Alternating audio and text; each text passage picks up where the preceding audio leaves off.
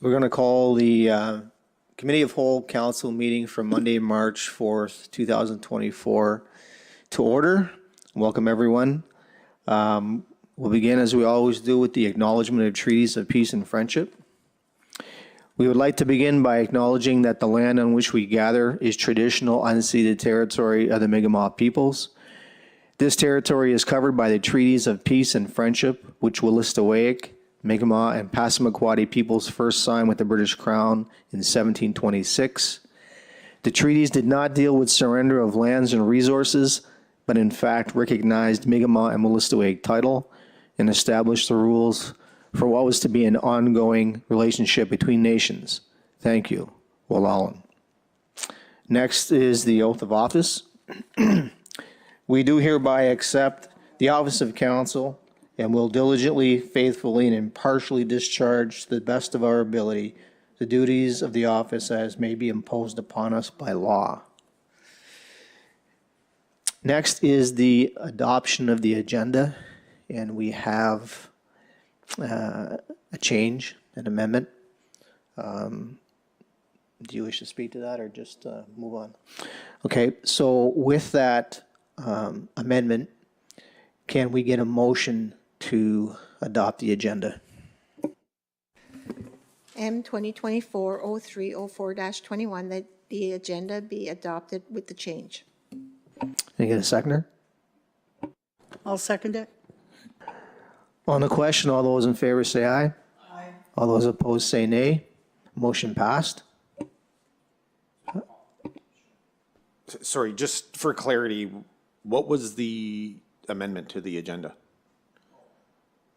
Just the change in terms of the closed session. That's what I was referring to. Probably not an amendment, but. Okay, yeah, no, sorry, yeah, so that's fine. It's as presented, unless, did you want to remove that? Yeah, the question was thrown to you, so I let you answer it, but yeah, it's the removal of the closed session. So we'll have a removal as opposed to an amendment. So with that, okay, so we'll start the process over again. With that removal and the change to the agenda, can I get a motion to adopt?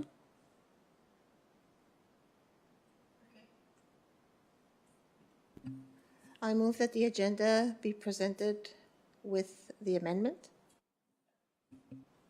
Seconder, please. I'll second it. On the question, all those in favor say aye. All those opposed say nay. Motion passed. Any statements of conflict of interest, please acknowledge to the clerk. No presentations, petitions, or delegations. Any business? So before we get to the presentations by council, and speaking of the clerk, wanted to take an opportunity to welcome the new clerk treasurer, Angela Culligan. We are very lucky. You're going to be just an amazing clerk treasurer, so we thank you very much. And any council members who wish to welcome Angela as well, I'll give you an opportunity before we move on to the business of council. I'd like to welcome you out, Angela. I already did by email, but welcome to this crazy crew. Yes, welcome, Angela. It's nice to have you on board. Yes, I also, Angela, it's always a pleasure to see new blood coming in. It changes things and gets a new perspective on all the issues, that type of thing. So we wish you the best of luck and welcome aboard. All right. So with that, we'll move to council members and presentations by council members, starting with Councillor Carmichael. I just wanted to give an update on our event that's coming up in March. First event we have is our Kids Easter Dance, which is going to be on March 22nd from 6 to 7:30, and the DJ is Joe. And we'll have little gift bags for it, so we're looking forward to that.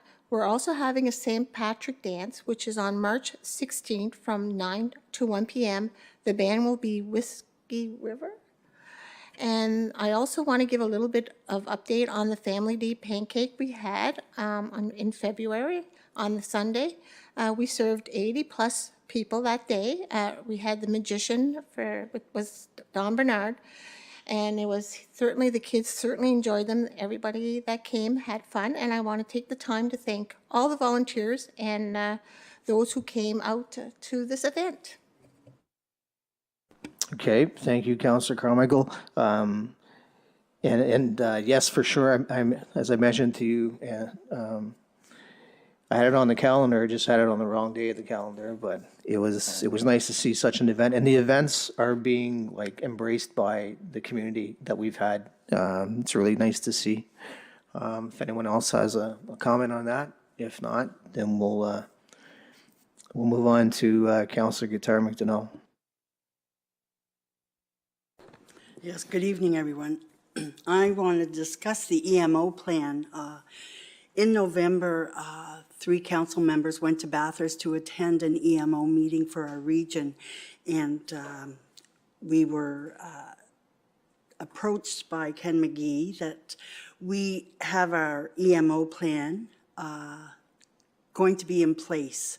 And so he was talking about coming up in January to meet with council. Now, my understanding is in August, we got a revised copy of our EMO plan that we as a council need to review. And by doing so, we also need our fire department present when we do that, because they're going to be an integral part of our plan that we put in place for our village.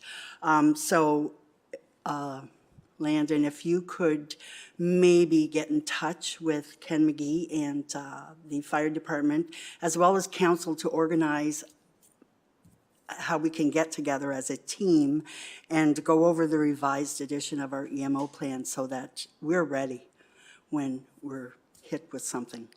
Okay? Any council members wish to respond, or they have any questions? Just a general comment, if I may, Your Worship. 2014, when Hurricane Arthur went through our community, it just demonstrated the necessity for these type of training and events.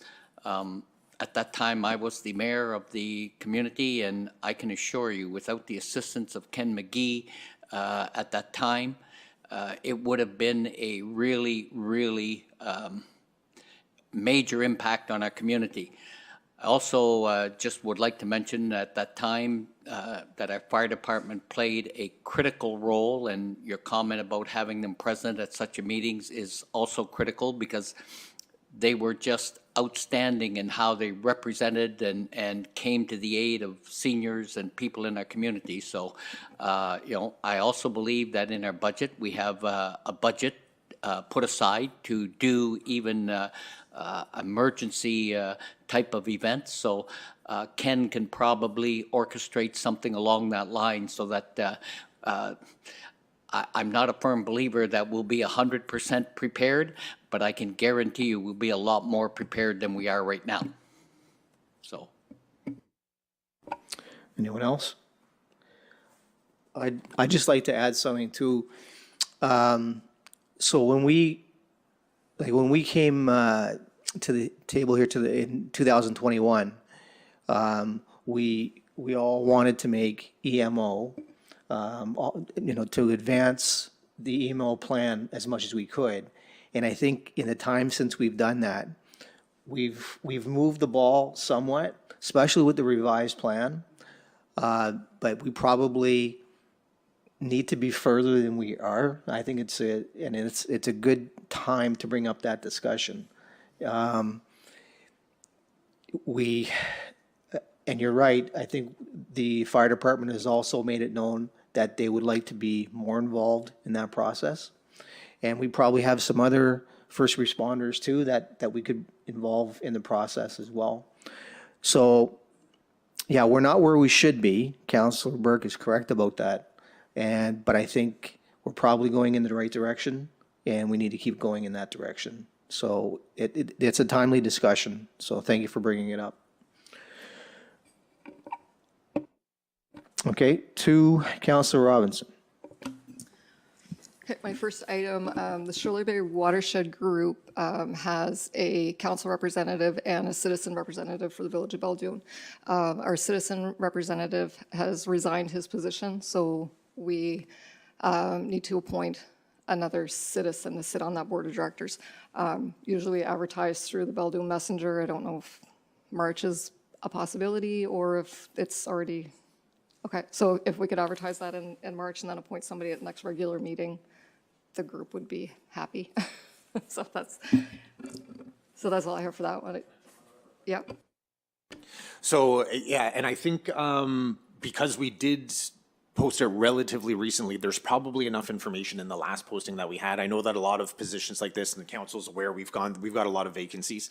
Generally, we're looking for some sort of background or some sort of, experience that the person has. So I'll review that. The March might be difficult. We're like halfway through. We're in a bit of a supply issue with our March distribution, but it is expected to go out this week. So I do know that there are the majority of the messengers done. It's not to say that we couldn't do it separately, and it might not be a bad idea. And actually, I'm probably going to touch on something similar later on. So yeah, I don't know if we can necessarily get into the March messenger. We can definitely get it out for March. Okay, the next item is dangerous and unsightly premises, that file. Just looking for an update where we are with CRSC. And I know there are complaints coming in about other properties that citizens would like looked at. So if we can start moving those, spring's coming, right? So a quick update on this one. So as council is aware, we do have to have an appeals committee in place, and that's where the existing files that we have right now kind of came to a bottleneck. We posted out a mail out last August, and this is actually something that we revisited for February. So we do have the mail out that is actually in the March messenger that's going to go out where we're requesting applicants. We unfortunately didn't get any the last time. We did receive some names through word of mouth, but in reaching out to those people, they were a little lukewarm on the idea. So we will go through it again, and I do have the idea was that we were looking for 3 to 4 committee members, preferably 3 with a 4th. So I don't think it would take too much. I do now have probably 3 names through word of mouth. So we'll put that out. There's not a deadline on it. And we need to get that appeals committee in place. That's really for the existing orders that are out. That's the next step in processing them. On that note, there is a resident on Archibald Road that council is aware of that has been added, and there's actually been another one from residents on Jacket River Drive. So I've received 2 complaints in from residents on that, so I'd like to put that together in a package to council and get it out so you're aware of where that is. But really the bottleneck for the ones that are existing is the appeals committee, so that's a pretty critical piece.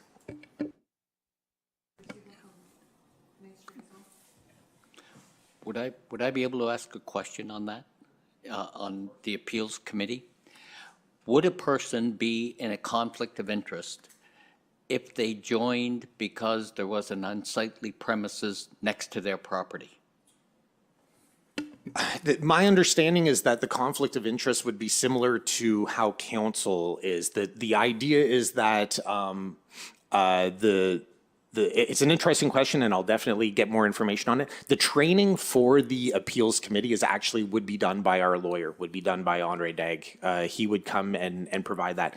I don't believe that there's anything that ties your residential location to a conflict. I believe that the idea is similar to conflict of interest with council, where, if your brother has a file that has come in front of the appeals committee, then you need to sort of disclose that. My understanding is that it's tied to sort of family. I'll do a little bit more research on that.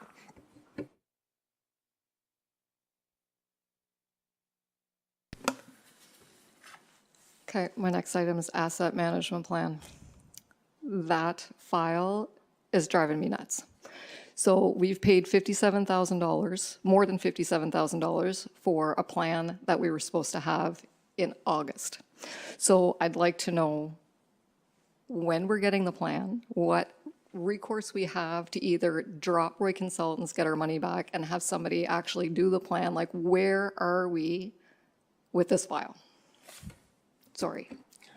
It's okay. It's okay. Honestly, and I know the council is aware of this, this plan is really what we need to use for strategizing and for our maintenance. I know that I've talked about it before, but this is really what's driving a lot of the structure that we have in Public Works. So we're very eager to receive it. The update on this file is that we did meet with Roy Consultants in February. So we did have another meeting with them. That was to sort of progress their, some of the components within the plan. I don't want to necessarily waste time getting into the details of it, but there was some information that they required from us to lean that forward. The larger component on the deliverable is around the GIS. And for us, that's really the big part of what it is that's going to help us be able to implement this. So I specifically went back to them when this item came up. Where they are is that there's surveying that needs to be done. They can't do the surveying until the snow is gone. So that they're expecting towards the end of April, May. Whenever they have the surveying done, they expect 1 to 2 weeks before the culmination of the entire project. So to date, to date in 2023, the $57,000 that was allocated to the project, we have paid them for $37,000. So we're still $20,000 that we've have not paid out for that, which wouldn't happen until the end of that until the end of the project. Price point wise, that's where we are on it, and timeline wise, they expect it after the snow is gone. So that's they are very well aware. We've made it very well aware that this is something that's really driving a lot of what we're doing here. The proposal that was received in, as Councillor Robinson said, it did say an August 2023 date, which was tied to the FCM funding component, which ultimately, as I understand, didn't happen. So that is the latest update that I've received from them. As we progress it, I'll definitely keep council updated. Okay, and I have a question about that then, because part of the cost of that whole project was the cost of applying for FCM funding. So if they didn't apply for that funding, are we getting rebated for that portion of their services? And what is their excuse for not having this done earlier? Because it makes, to have to now wait for the snow to be gone and the GIS. And my other question is, what is the GIS software costing us? Because that was included in another proposal, which was brought to council's attention multiple times. So we're actually paying more for Roy Consultants to do this project than another consulting company would have cost, and it would have been done by now. Like, to hear with that file. So that's correct. The original cost that came in was $57,000, and because there was no FCM application, the revised proposal that I've got had a rebate on that. So yeah, you're correct. We're not paying for the application of that. I'd have a difficult time answering the more specific stuff around the GIS. I think I'd have to go back to them to get the answers on that. I certainly don't mind to do that. I do expect this to progress in the next little bit, so there's going to be lots of opportunity for us to get the answers that you're looking for. But that's kind of, to the best of my ability, that's sort of where we are on the file. Okay. Would any members of council have anything they want to add to that, or any questions? I just have a quick question. Would there be any other funding up there for this year, or that was a one-time thing for that FCM funding? Is that something we can look into?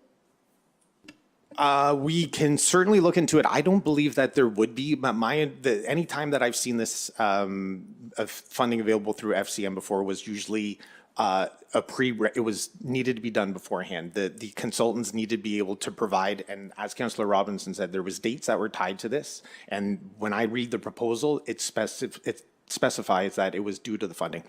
So likely the funding would have been available prior to the onset. I know in the phase 1 component of it, we actually got into issues with our consultant because they had provided receipts and work that they had done before the funding was approved, and that ended up negating some of the funding that was available. So certainly something that we can look at. You know, if there's funding that's available sort of afterwards, not necessarily through FCM, there might be other channels that we can check into. So we'll do some work on that. I also feel too that, you know, now that we have, remember the last little while, and it's not an excuse, but we have, you know, we've been trying to fill some gaps, and those gaps have been filled. So I had sense not only this fall, but some other falls are going to start moving along rather quickly. That's the hope. I do have a question on that, Your Worship. In that plan, the province has indicated that all of our roads will have a dollar value on them. Highway 134 goes through our community. Has that formula as to what portion the province will give us, say, for our plan? Because Highway 134 doesn't belong to the village, it belongs to the province. So with that said, is that formula done, or it's pending, or am I ahead of myself and say maybe waiting till Roy comes out with it?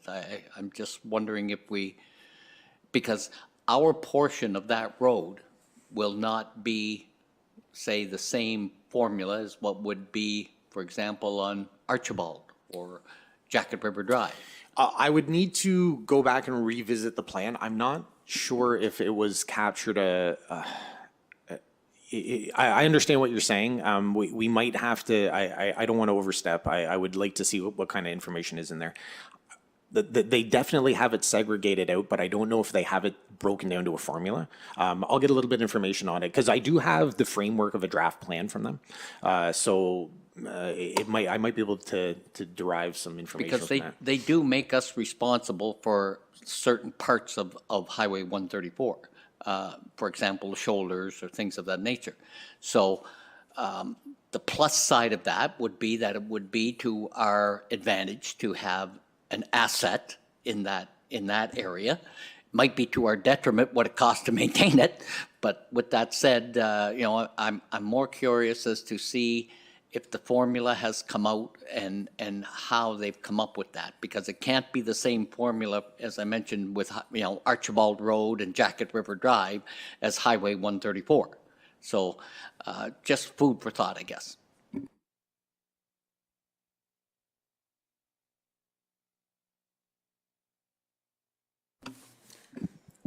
Okay, my last item is the policy updates that are supposed to be presented to council through strategics. That was supposed to have been started in August.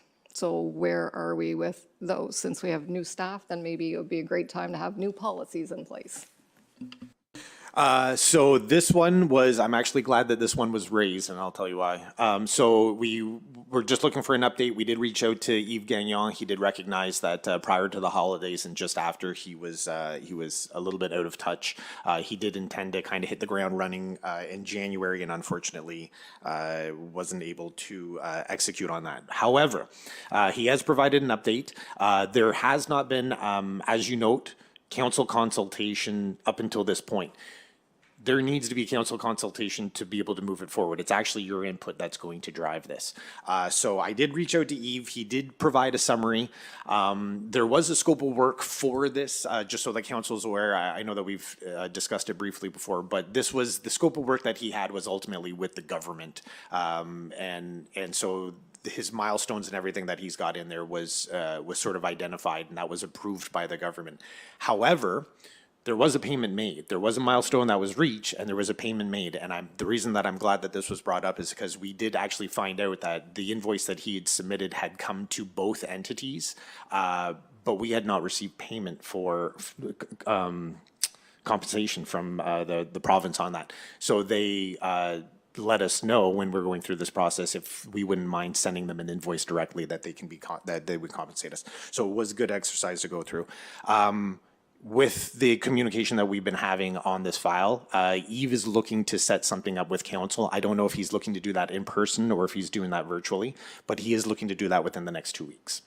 So that's where he is. That's working on not only the file that he was sort of brought in from with local government on, but he's also looking to expand that if we can, to look at bigger picture stuff around strategic planning and that type of stuff.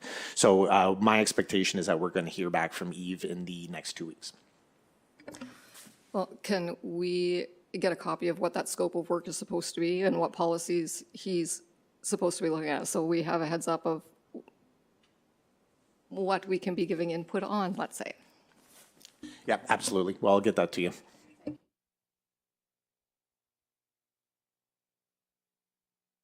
All right, we're moving on to administration.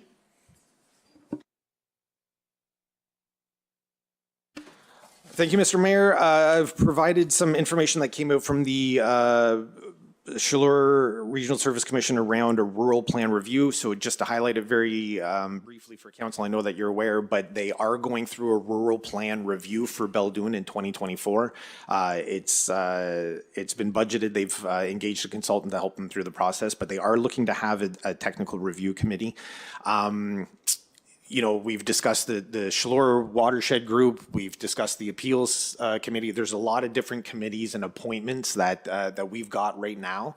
And so we're going to be looking at trying to get this information out a little bit more effectively than we have been in the past. We've been really relying on Messenger and stuff like that to put it out, which is a great channel here in Beldoon. But we're also going to have an opportunity, I feel, with resources in the coming weeks, reinforcing in our social media, getting information out that way. We're really only utilizing our social media right now for the most, basic stuff, meeting notices and amendments to bylaws. There's a lot of opportunity. So if council has any specific questions around this technical review committee mandate, please let me know. But we are looking to put this together pretty quickly. They're hoping to have everything in place for April, which is pretty aggressive.